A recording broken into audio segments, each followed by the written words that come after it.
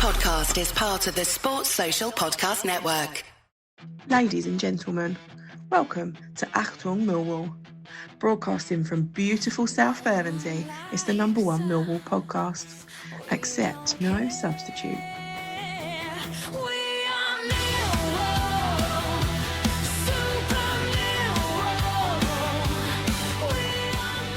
Hello dear listeners, welcome to Achtung Millwall. My name is Nick Hart. No live footage for you this week, listeners. I managed to make a right royal mess up my recording yesterday. It sounded like it's been recording at the bottom of the ocean or an ex-Russian cruiser at the bottom of the Black Sea or something.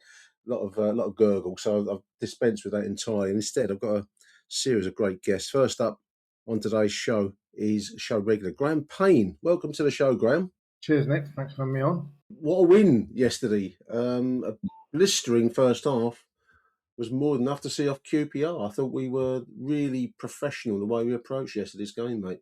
That's the difference, Nick. We started right on the front foot. The last time we really did that at home was against Birmingham. We blew them away.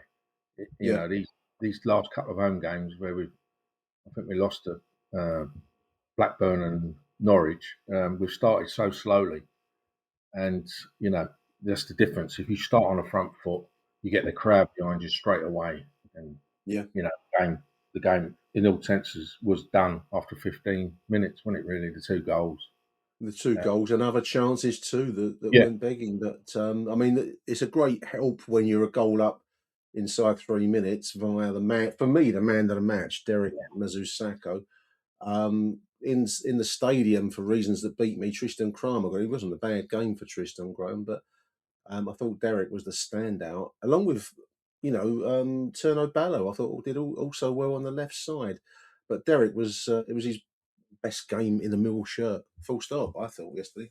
No doubt about that. I mean, I was surprised that he started with him, Alex Neil, but then again, I was surprised that he started with Ballo at West Brom last Friday. But I think the two games that Ballo's played, he's done all right, and he's given us something on the left that's been lacking the last few games, hasn't it? You know, well, threat down the left side, which we haven't really had for a while, have we? It's been one of the reasons why I think Femi Aziz and Tristan Kramer have been slightly off the boil a little bit. It's been because teams know they can focus on their right side, and there's not much else that's going to come at them from any other direction. But now you can't say that because I thought Sturgeon and Ballo yesterday were a real threat down the left side. By the whole team really. I mean, it was just a really professional performance after what had been a bit of a nervous build-up. I don't know how you found it. I was getting a bit itchy and scratchy going down the Den yesterday. A 12:30 kickoff, and there's a lot at stake, isn't there? I mean, a win yesterday, all but I think Wrexham won, so it don't quite mathematically secure playoff football, but it does all by the shouting. And that's no mean achievement in its own right. We've still got second place in the conversation as well, which is is incredible with 3 games left. So it felt nervy for me at least, and another full house. And they tend to be, tense affairs, don't they? A sellout Den. But yesterday I thought we just approached it in completely the right way, up and at them. Some might say that QPR were on the beach a little bit, Graham, but you can only beat who's in front of you, and we did a job on them, I thought. Yeah, I mean, as you say, it was all I was a bit nervy before the game, and I just had the feeling that they would turn up and just try. It was like their cup final to me, and they had a good support there, and they were going to just try and stop us basically. But obviously, great, it didn't materialise because we were started so well, but. That was the impression I got going over there, that they were going to be really up for it. It was a London derby, and they stop us, But no, well, they didn't look interested at all, especially in the first half. I mean, I was trying to think when I last saw a 4-way substitution at half time. I can't think of many, if any, occasions. It's 3 is probably the most I can remember seeing on occasions. A 4-way substitution. I don't know if there's a rule that says you can't make 5 in one go. He might have wanted one up his sleeve just in case, but to bring on 4 new sets of legs at half time speaks volumes for that first half performance by QPR. They just weren't at it at all.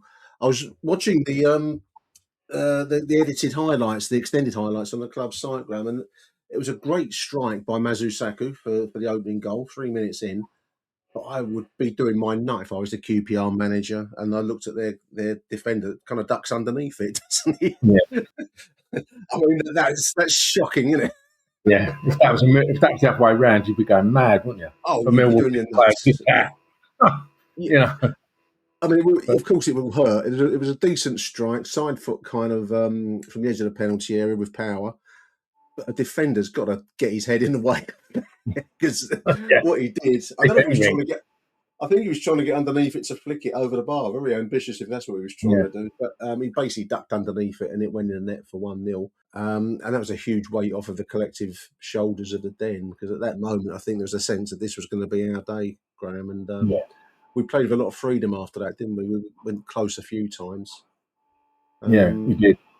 It was, And it was good football played as well, you know, down both wings. both wings, big spirit from the side in the first half, especially. Negley's goal was a work of art, I thought. The ball was put back in, that was it, Yeah, and it fell to Negley, who sold a beautiful dummy on their defender. The defender was halfway to South Bermondsey, wasn't he, when you watched the replay? yeah, And before we slotted it in, I mean, fantastic strike. And that really settled matters, really, from there onwards. I think the rest of the game was. We went close a couple of times, but I don't think QPR had a strike on goal till the last minute of the match, which was easily dealt with by Patterson. yeah, Wonderful, wonderful afternoon.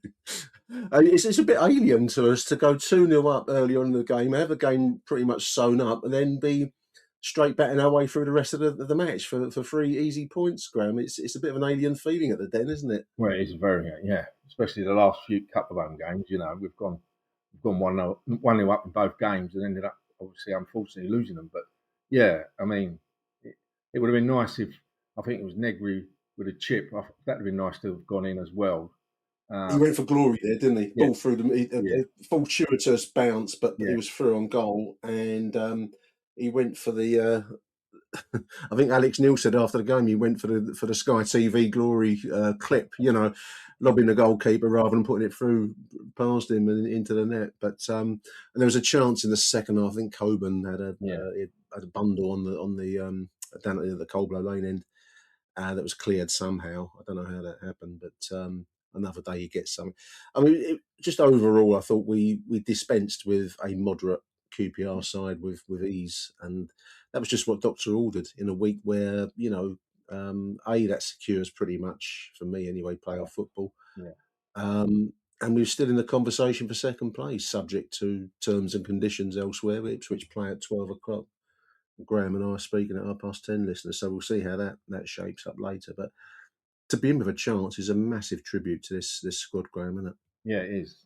Millwall being this high up in the league doesn't happen very often. No, You know, I could, no. I've just come up to the 50, joined the 50 club this month. Congratulations. It don't get any easier, mate. Yeah, and yeah, it's been a great season. It's been, and whatever happens now. Well, there's a line at Alex Neil in some of his. He did a great job this week, listeners, in my opinion, of just calming expectations and not getting over whipped up in the hype of the situation. But he did say one of the things that struck me. I think the club put it out as like a series of slides on is either Instagram or X, one of those. Now you got to enjoy these times. You don't know when you're going to get them back again. And I think that's, you know, if anyone wants a lesson of being a Millwall fan, it's got to be that you don't get. This is the first time in 25 years that we've been in with a realistic shout of playoff football, Yeah, Graham.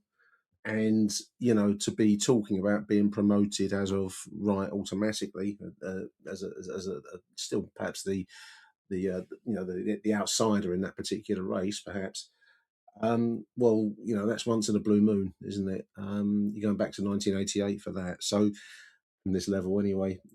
So you have to enjoy these times. There's no other option. And I think everyone at the Den with that early goal had the chance to enjoy it yesterday. It was a wonderful afternoon. it was just what we needed, as much needed really after the. Well, I suppose it wasn't a disappointing result really when you look at it. The West Brom, when on Friday night we all thought it was, that was it for automatic. I think.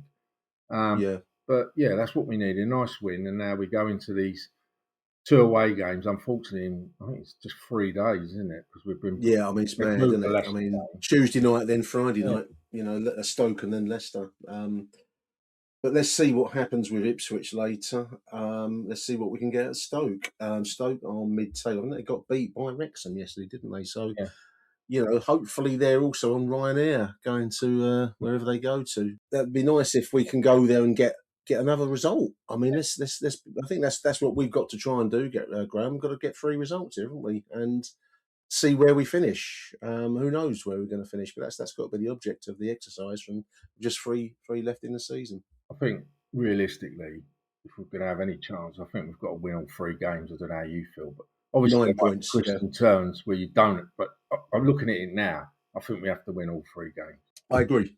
I mean, if we're going to go for second, and there's no other game in town but to go for it, listeners, if you've got the opportunity, you've got to go for it. But it does mean three straight wins. It was interesting, actually. The second half, obviously, we took our foot off the pedal a bit as it went along. QPR weren't presenting any kind of threat at all yesterday, but I did get a sense that players were being, Ivanovic came in late in the game, but there's a bit of a resting and just managing time. That's a very canny move by Alex Neil, I think. I mean, we didn't create much in that Coburn moment, perhaps in the second half, particularly, but that's more about conserving energy for games that are going to be really crucial next week. It's going to be a big week in Mill history next week. Who did you go for in the player of the season? Just before I let you go, Graham, who did you choose in your vote? I went for Jake Cooper. I think he's been immense this season. He's really grown into that captain's role. Before people used to say, "Oh, he's not a captain." This year, he's grown into it, and I think he deserves to be the player of the year. I know there's been Aziz and Kramer, and even Caleb Taylor to a certain extent, but I think Jake deserves it this year. Yeah, well, I voted Jake Cooper.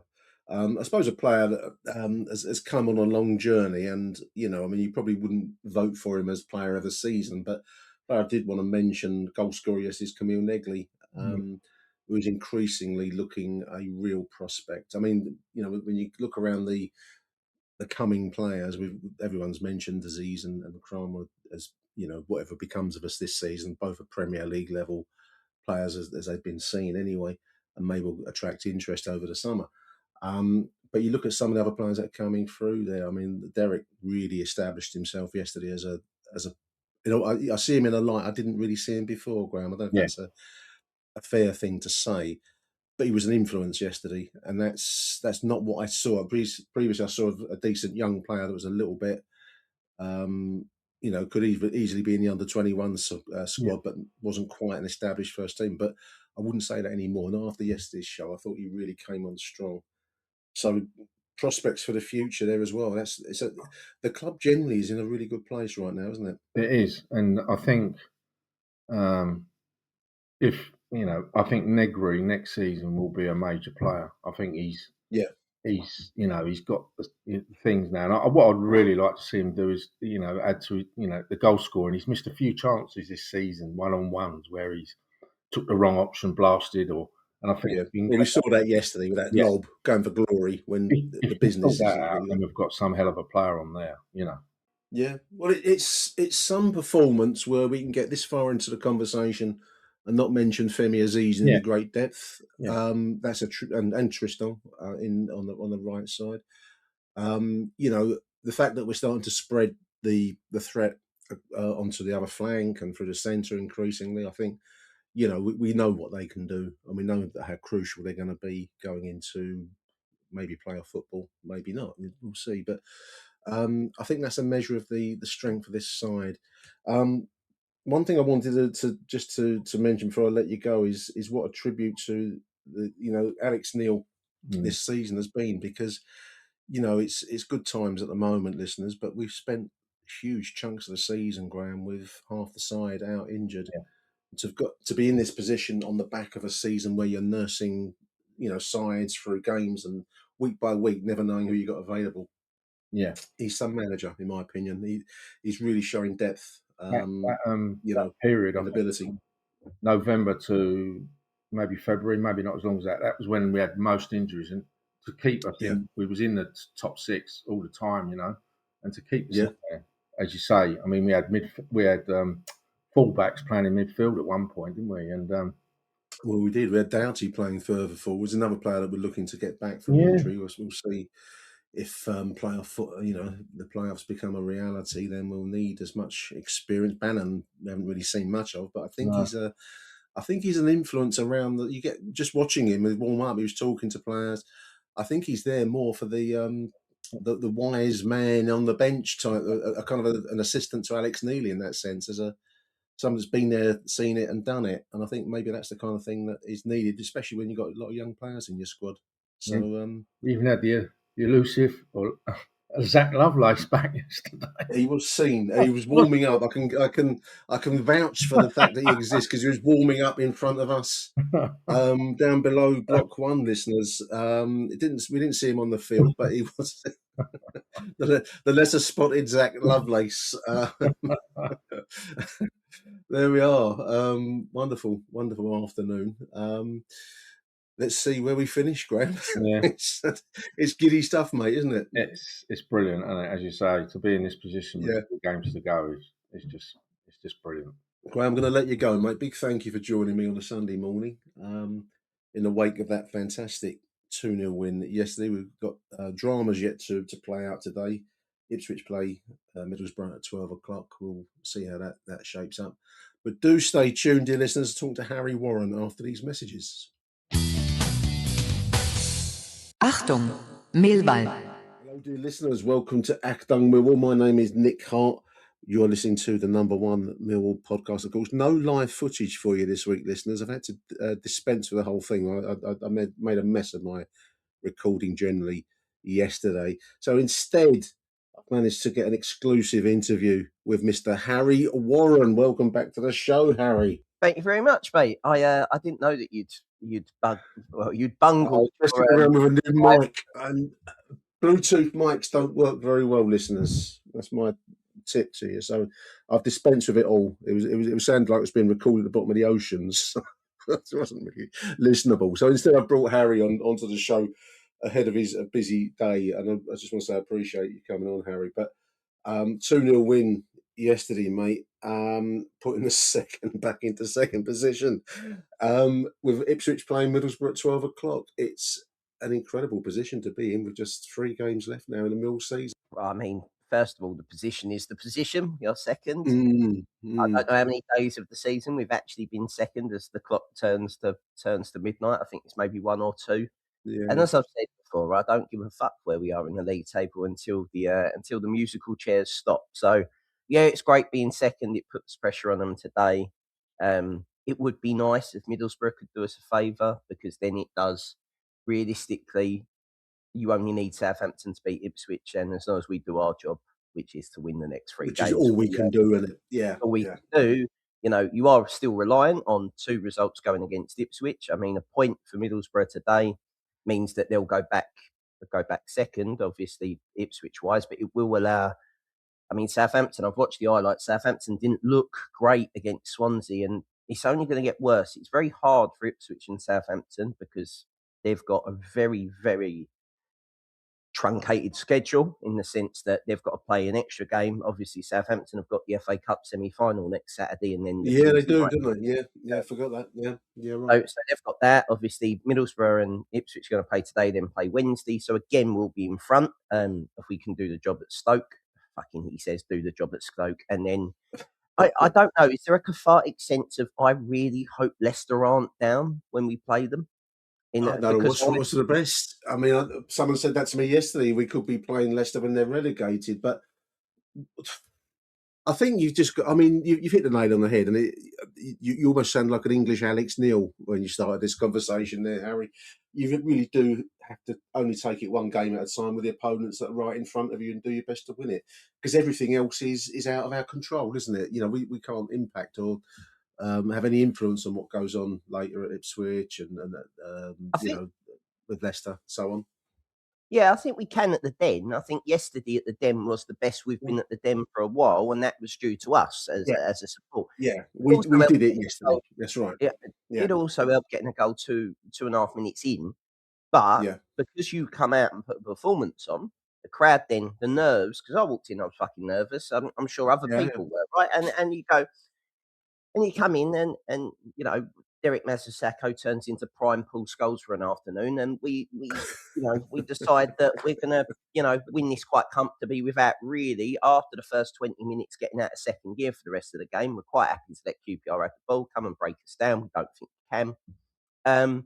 And that was it. And I was quite happy. I would have been happier if we had taken a few of the boys off earlier to rest their legs. I get that he didn't want to. It's hard when you're 2-0 up. If we'd got that third goal off 3-0 would have been a different then you thing. could have taken everyone off. But I liked QPR's gallows humour in the sense of a complete shellacking in the first half. Singing, we'll see you next year after we've hit the bar, and we could have easily been 4-0 up at half time and still take the piss. I thought, for that delusion to arrive at people that there are a lot of people that just think we play hoofball, and I'm quite all right with it. Think we play hoofball. We do play some absolutely beautiful football at times. Like if you actually look at this side, my dad was there for obviously the season, and I asked him yesterday. I went, when did you believe that year that you were going up? He went, I can't remember. It was that long ago that I can't remember when I finally it dawned on me that we were going to go up. Yeah. And I think yesterday was the first time where I was like, we'll be all right. Whatever happens here, we're going to be fine. And that's a very un-Millwall feeling. But I just feel like we're going to be fine. I feel like the club's in a really good place. I feel like if it's not this year, it'll be another year. I know it's a massive opportunity, but I just feel like we'll be fine. We have got to seize it, but I'm not as...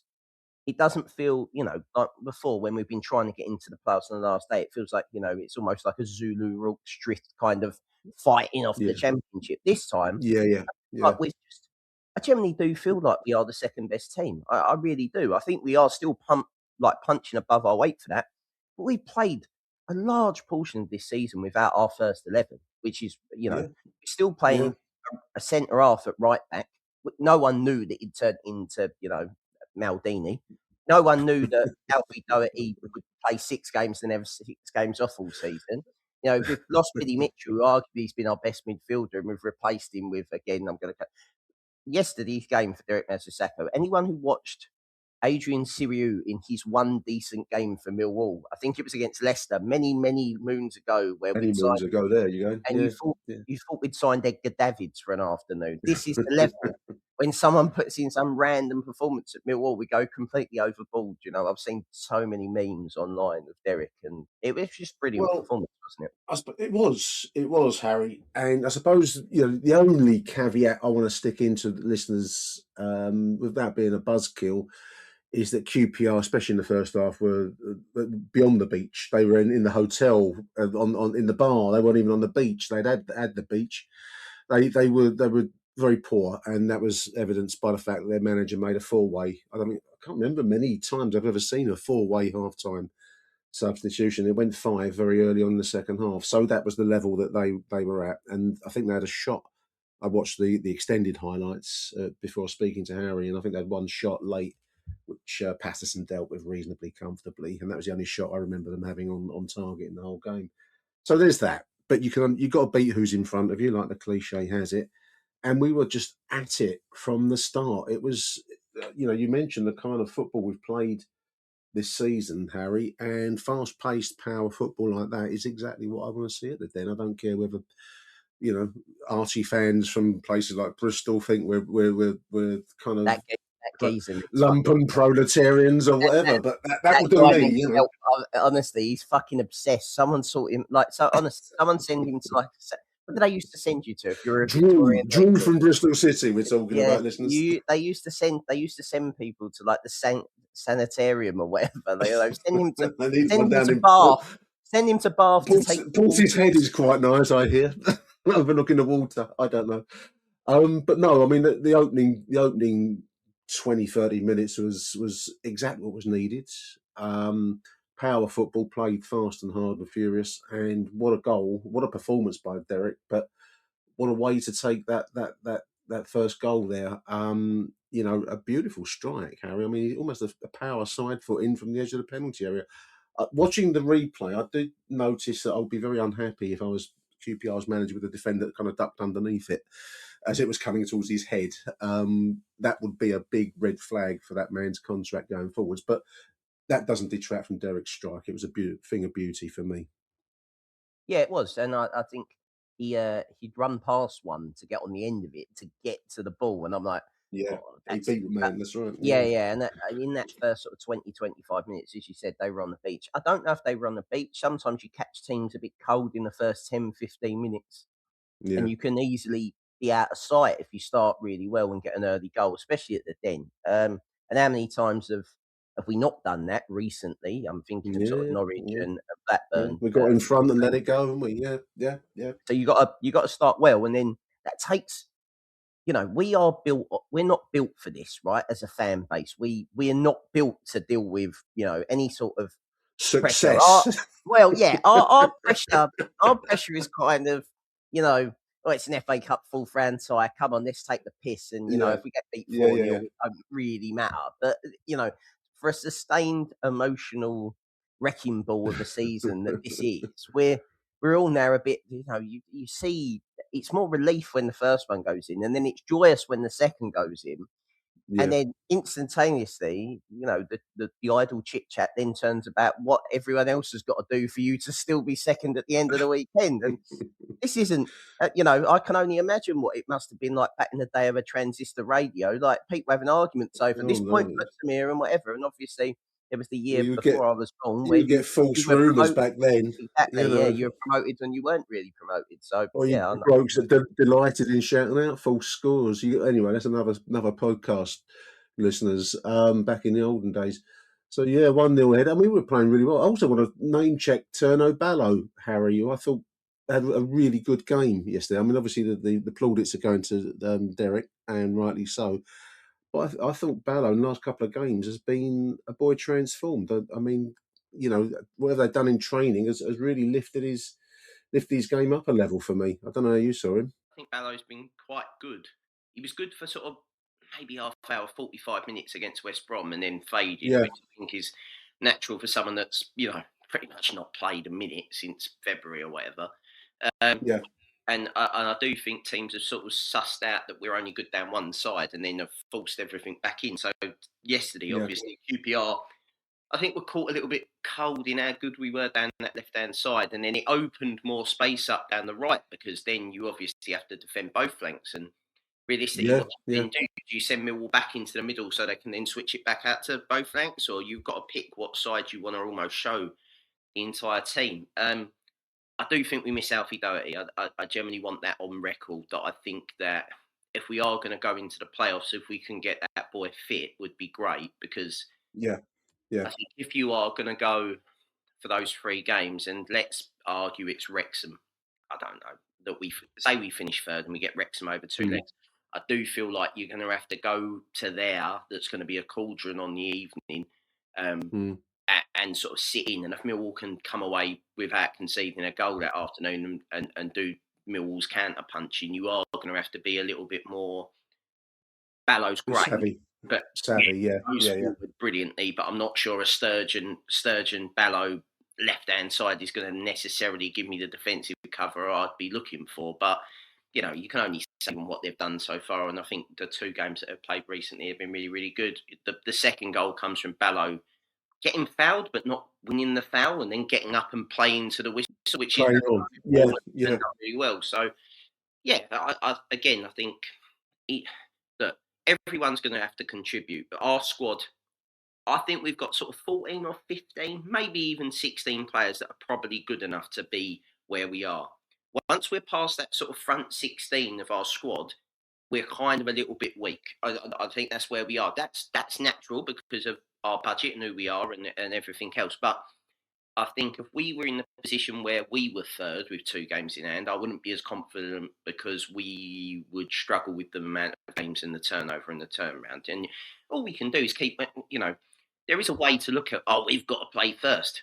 We're in front now. So don't do your job. Don't worry about them. Let's win. Let's put the pressure back on them. I think you can easily spin that in a very Millwall way. It actually weirdly suits us to be the person to go and fucking go, come in and match us, which is odd, because that's kind of a mentality shift. And another thing from yesterday is that I think that's one of Alex Neil's I mean, there's a lot of good Alex Neil performances, but I think that might be Yeah. the best Alex Neil den performance. You know what I mean? In terms of a day where I need to get this over the line, I need to get the crowd on side.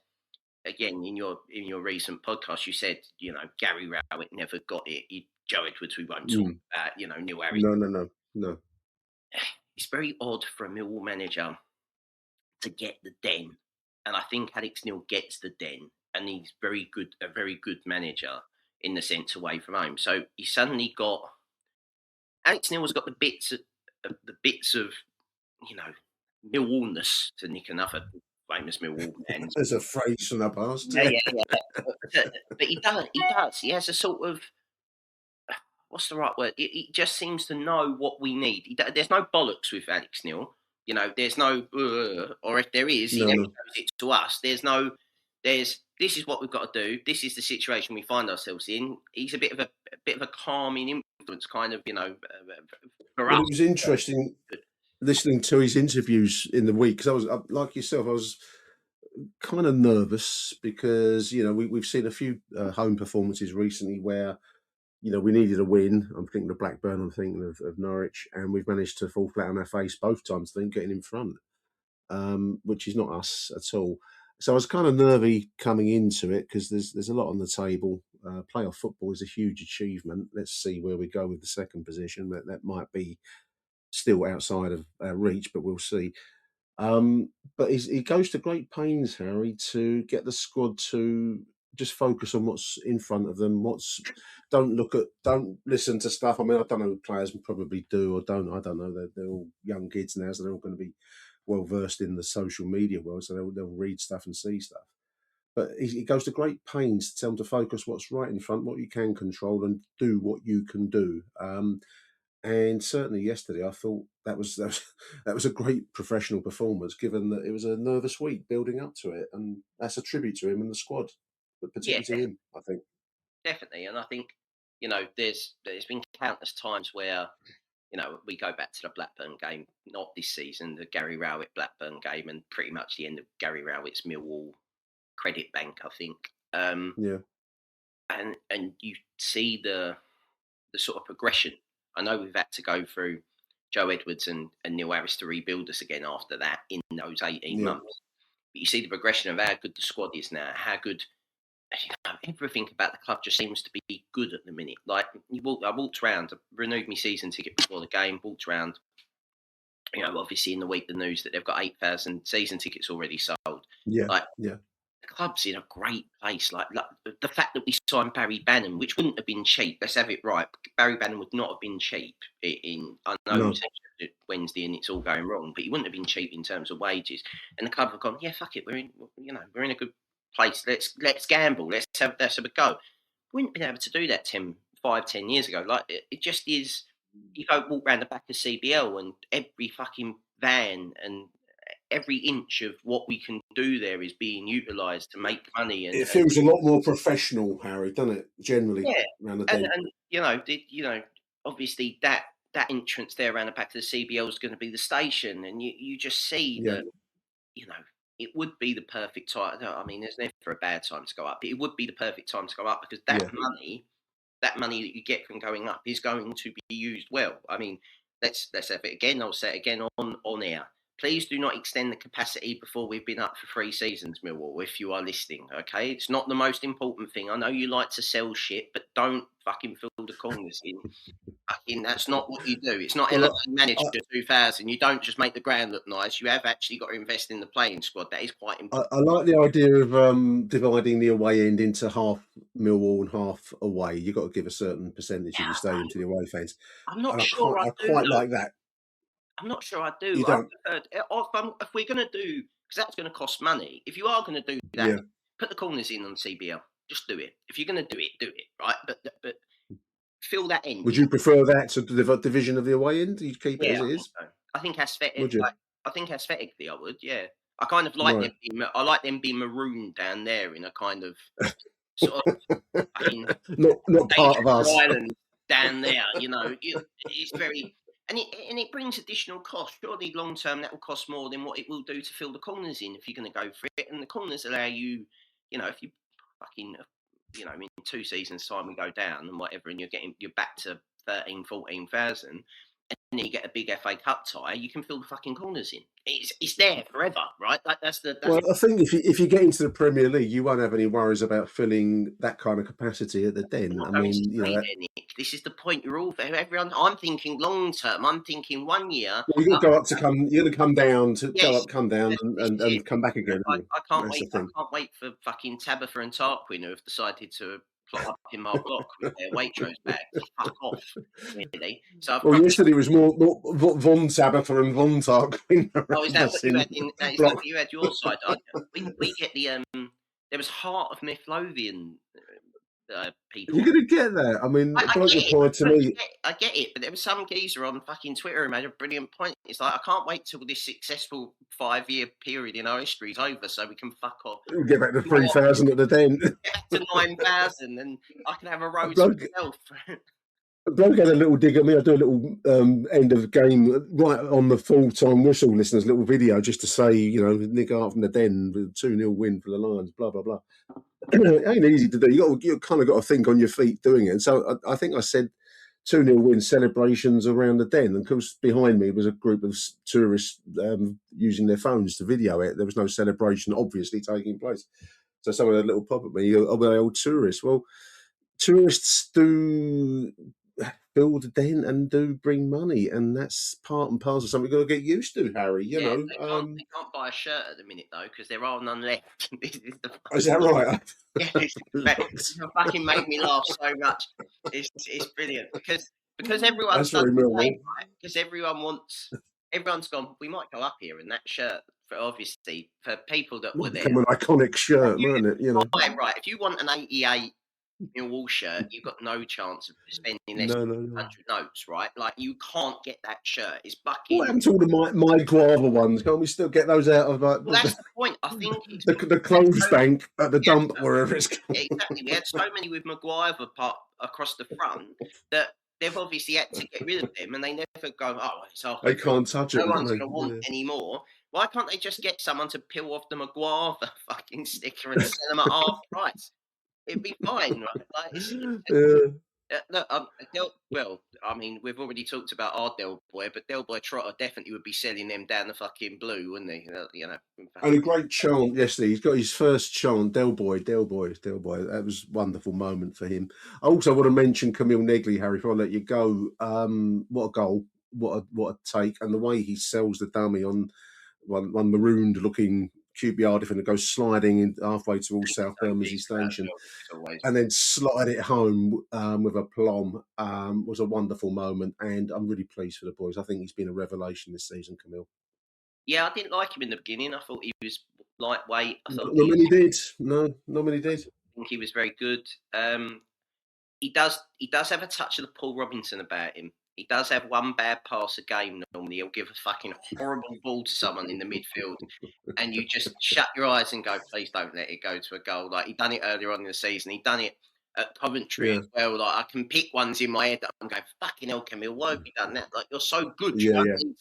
I think sometimes he gets frustrated in the sense that not everyone can take and turn in the way that he sort of does. And he's not everyone's as good as him. Yes, that's right. Very Dutch, isn't he? I know he's Algerian or Moroccan, but he's very Dutch. Algerian Dutch, yeah. Yeah, he's sort of, and you know, he gives a shit, which makes a big difference because his reaction when we lost against Norwich was Sami Khedira for Bayern Munich against Man United, the punch in the floor at fucking full time, and I thought he knows that. Like, and the fact is that we've played him in every position but his own. You know, he's turned into a centre. He plays centre midfield. He'll play in the 10. He'll play anywhere across the front three. He'll play. He's played at left back on occasions this season, hasn't he? And when needed, he's going to do it. So, you know, you got a player.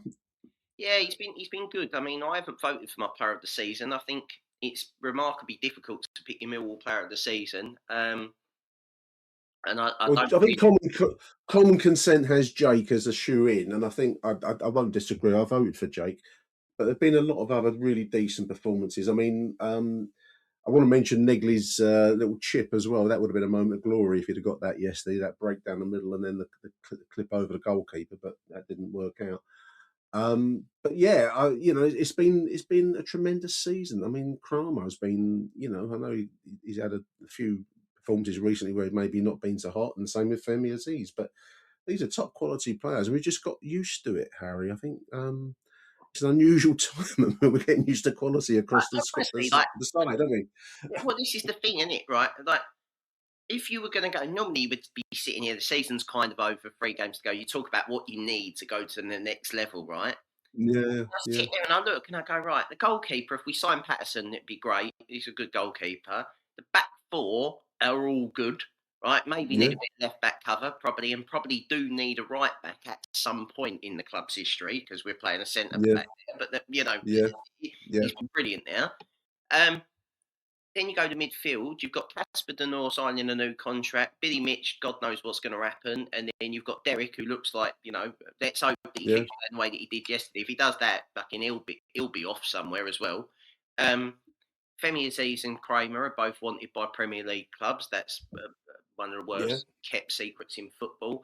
Josh Coburn is missing chances that, he likes a chance that he shouldn't score. He doesn't like chances that he should score. He should score. He hit the post yesterday. But what a great physical. I mean, it didn't get much. He had a chance in the second half that he should have bundled it in. But anyway, there we are. I think he gets really unfair treatment in terms of refereeing. I think he suffers a little bit with the same prejudice that Jake does, that this big man obviously... Big guy syndrome, isn't it? Yeah. Yeah, I mean, I don't think... I'll be honest, if we did go up, Jake's getting 6 penalties a year. He might give away 8, but he is definitely getting 6 a year just because he gets fouled all the time. I generally do believe that we would... and again, this is another thing. I think we're more likely to be Sunderland next season if we went up than we are, to be a Burnley. I generally think that we're not... There's no prima donnas in this squad. There's no... there doesn't seem to be big egos. There doesn't seem to be someone that they're all, they look like a group of players rather than a bunch of individuals, which the club has to be built on.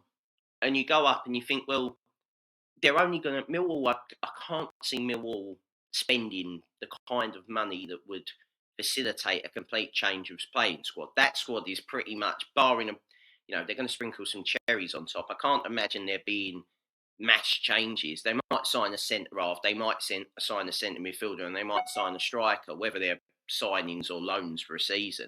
I can't imagine them doing, because that would be stupid. Do you get what I mean? You don't want to stretch your wage bill so far out of sight that you become a problem when you come back down. But that's I agree. I don't get a sense that we're a well managed club now, and I think that there's a balance between ambition and stupidity, fine line between sensible and stupid, as they say. Maybe we can take a few of the Spurs players when they get relegated. Maybe we can take them on loan for a year. There we go. Mickey van der Ven yesterday. I thought, would I have him over Jake Cooper? I think I'd have Mickey van der Ven. I'm not sure about Kevin Dance, though. I think he's completely fucking shit. But I think Mickey van der Ven needs a lifeboat, and we could have him. That would allow. We could be that lifeboat still in London. Yeah. Just before I let you go, there's I'm just going to finish on Alex Neil, because I think this season is very much an Alex Neil created season. There's a great clip. I don't know if you've heard it. It's been doing the rounds on X of an under the Kosh. I don't know who the player is.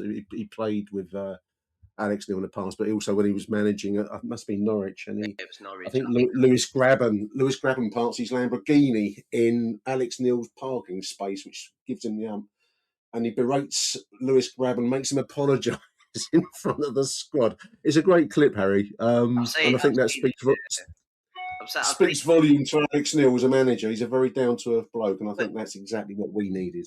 I mean, the background to that story is the fact that it was their promotion club that they had a bet before they went out there. 4 players went, if we win and we get promoted to the Premier League, you've got to buy a supercar, and we'll have supercar Fridays.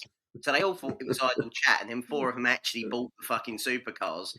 And I think that tells you a lot about professional sports players in their early 20s about, don't worry about, I mean, there's the famous story about Tony Craig doing his backing, getting out of his low-sprung sports car. So the physio told him that you can't you've got to get like a 4x4. You've got to get a sensible car. Right?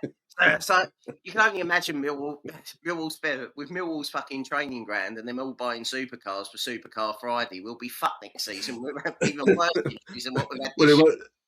If you get a chance to have a listen to the clip, listeners, it's doing the rounds under the Kosh clip, and I don't think Alex Neil would stand it for very long going by that wonderful little clip that was broadcast. So there we are. What a position, Harry. Fingers crossed that results work our way this week. But I'm going to say to Harry, big thank you for coming on the show, mate. No Let problem. you get on with it with your day, mate. All the best. Yeah, thanks, mate. No problem. Pleasure as always. Come on, you Lions. And look, I'm positive for a change, so it must be well. We are. People will be saying, "Is this the same Harry Warren we used to get on the show?" There we are. Hello. Hi, Nick Glynn here. So, game against QPR, it was an odd one in that I think we had another gear that we could have gone to at any point in that game, should we've needed to. It really didn't feel at any point like QPR were going to take that game from us. And if they had stepped up, I think we definitely had more in our team as well. But I'm just watching the results come in. I've just seen Southampton get a last-minute winner, which is obviously brutally disappointing. And I guess we're all praying for a draw tomorrow between Ipswich and Borough.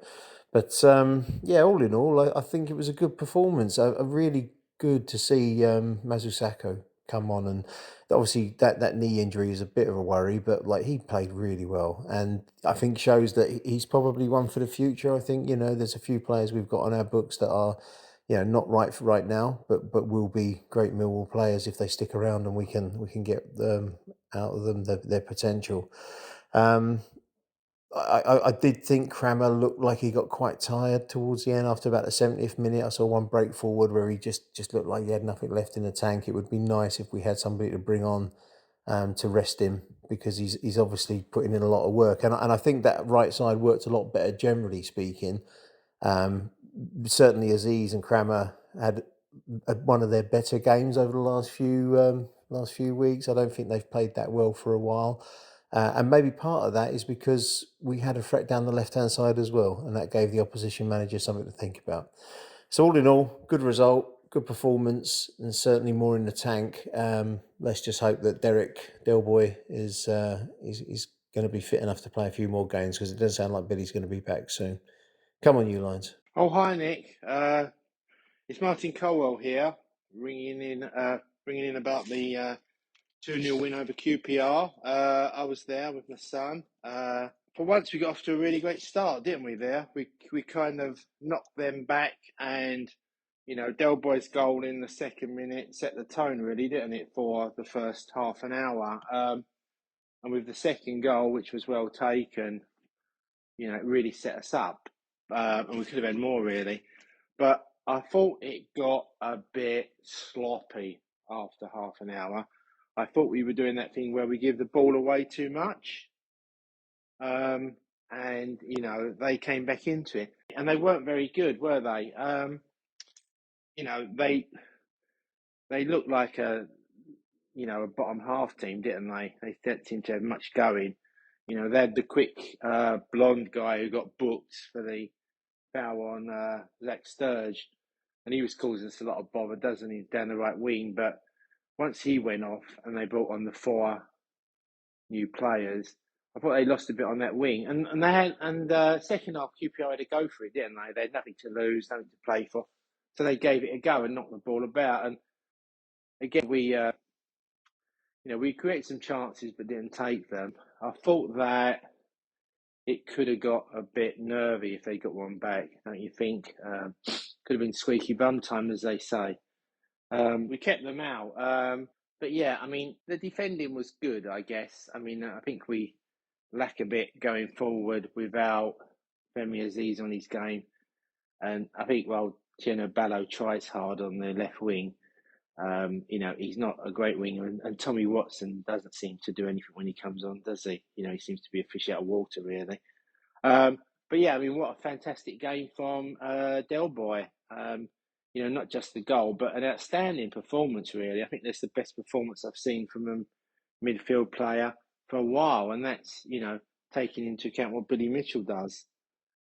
Unfortunately, he got injured and he kind of couldn't come off to the end. So I'm hoping he's fit for Stoke, because, we need to we need to do well against what's the struggling team. Stoke, isn't they're struggling now.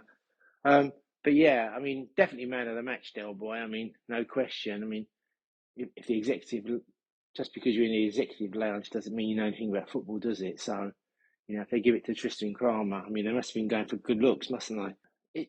It was a good start, good performance. Shaky in parts, wasn't it? We've got to overcome that for if we go into the playoffs, but hopefully we can get that second place. But we've got to win the last three. And we've got a chance because Stoke have got nothing to play for and they're not playing well. Leicester could even be relegated by the time we play them. So could Oxford. So, they're there for the taking. I know people say that frees them up to play, but I don't think Leicester will do that. I think they're just down tools, Leicester, and, just drifting to the League One. And I don't know about Oxford, but yeah, good crowd. Lots. I mean, I'm in block 3. We seem to be consumed by East Europeans who were good because they got behind the Millwall team and joined in the singing and the shouting. But I didn't ask them, but I wonder how much they're paying for tickets because there's no tickets about yet. There seemed to be a big kind of group of them spread out. There was a couple behind us and a couple spread out. And I don't know whether they're in your block, but yeah, it's the way it is really. It's a shame that probably, some members can't even get tickets or whatever now. But yeah, we go on to Stoke on Tuesday. So hopefully Del Boy's fit. Maybe take a chance in resting Jake Coburn and putting Ivanovic up front. But I don't know. I don't think he will because we need to keep going for that second place. Because I've recorded this before the Ipswich Middlesbrough game. But yeah, we keep going. So hopefully see some of you at Leicester on Friday because I'm going up there. And come on, you Lions. Evening, Nick. Rob Abbott. That was a cracking day, wasn't it? Cracking performance as well. Thought we started very, very brightly. Dale Boy with a cracking finish, putting us one up, but we just carried on from there. Negley, great finish to make it 2-0, but we kept pushing and pushing, and the first 30 minutes I thought we were exceptional. Coburn nearly got ahead, I could say, by their goalie.